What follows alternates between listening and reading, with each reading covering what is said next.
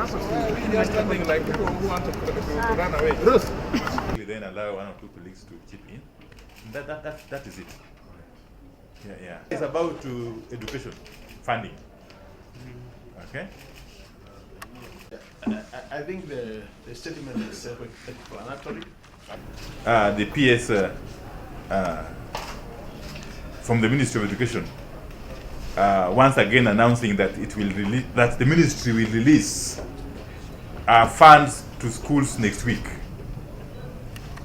We have lost count of the numerous times such promises have been made since the Kenya Kwanza regime took over.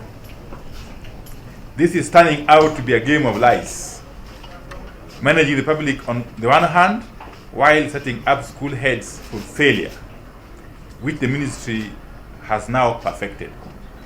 No plausible reason has been given as to why funds that should have been disbursed earlier in the term are only being disbursed towards the end of the term, if at all they'll be disbursed.